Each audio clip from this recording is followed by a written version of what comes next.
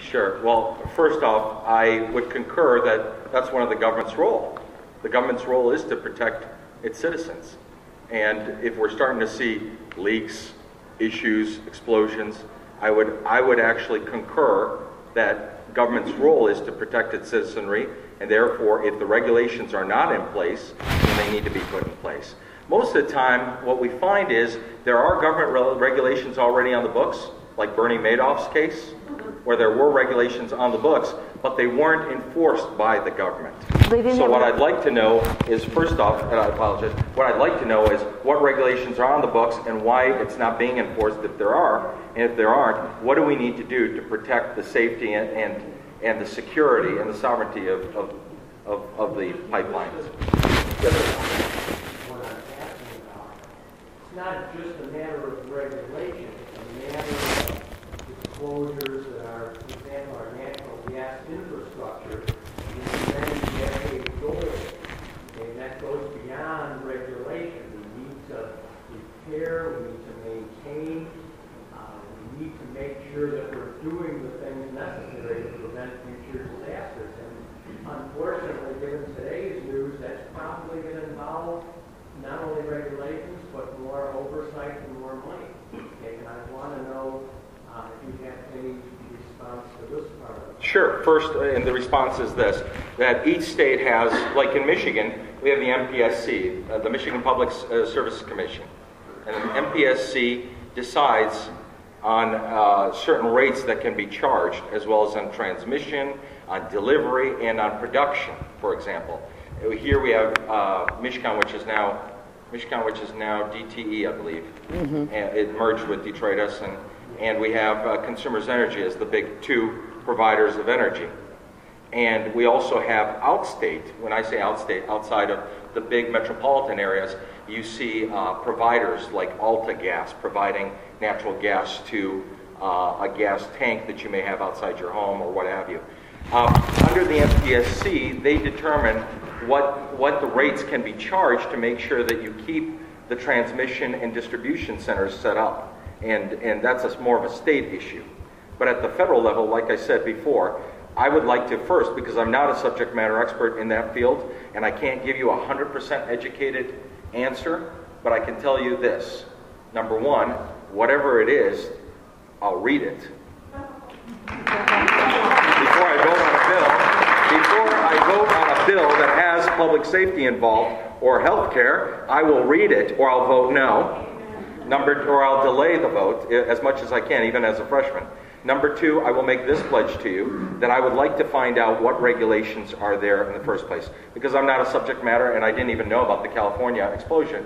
But once it becomes a public issue, absolutely. That wasn't a forte or area that I've been concentrating on. Where I've been mainly concentrating on as far as energy policy, and if you go to our website at www.rockyworksforus.com, you'll see in that website it specifically talks about alternative energy and clean energy, and where I'd like to see nuclear power. If France can be 83% on nuclear power, if France can be 83% on nuclear power, the United States sure can too.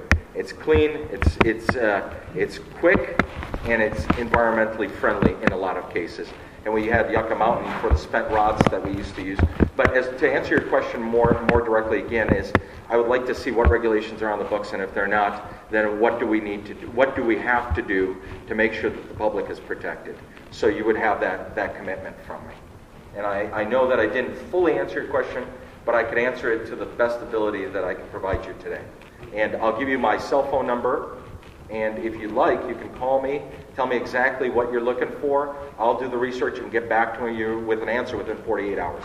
Is that a deal? Wow. Either you're good ventriloquists, or there's a group listening to us next door. Thank you. I'm going to, this young lady, and then we'll come over to this side for a while. Thank you for the compliment, young lady. I have so many questions to ask you. Wow. But this one's out of curiosity. This is not my main question. Yes. You're in the Army. Yes. You get medical benefits through the VA, right? No. No? Not anymore. Only the service-connected ones. once you get out of the service, you're not entitled to any... Well, I am, but I have to retire. Okay. And once I retire, I don't get a pension or anything else that I've earned until I reach age 57 and a half. Okay, but you are going to in the future?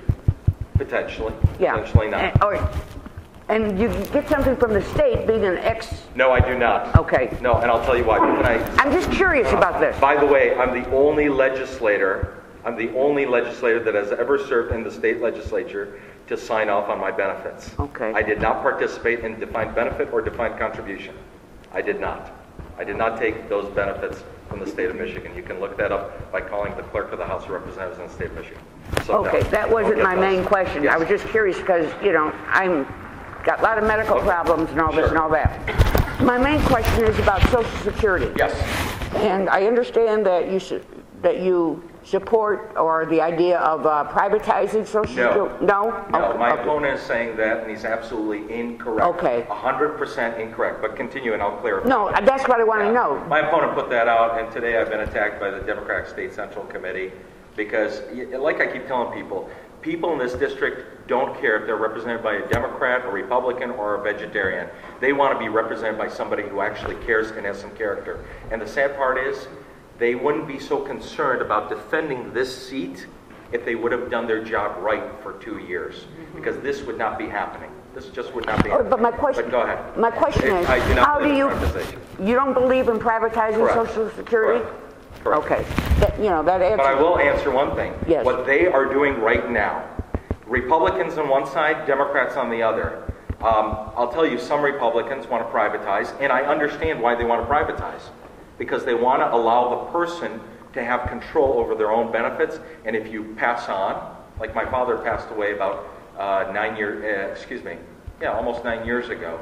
If you pass on, those benefits would move on to your children or to your spouse, 100% of them, if you privatized it. So I understand what they want to do. But on the other side of the coin, what are the answers that my opponent has on Social Security or on Medicare? They don't have any answers. What they've done under the Patient Protection Affordability Act, which is what's commonly called Obamacare, they actually cut money out of Medicare. They cut $550 million out of Medicare, and then this year, because they saw what was happening with the polls and how they were being affected, what they did was they came back and filled that gap with a 1-year stopgap of that money. But if you look at what Obamacare will do to Medicare and what it will do to our aging population, we are in a world of hurt. Now, let me really paint the picture for you, how unrosy it is. In 20 years, the deficit of Social Security is $6.6 trillion. You think that's bad? Do you know what the projected deficit, and I say projected deficit in 20 years is for Medicare? 6 times that. $37.8 trillion. So here's the answer. Here's an answer that you won't hear come out of most candidates, but here's my answer. Number one, people my age lift the retirement age to 70. People my age lift the retirement age to 70.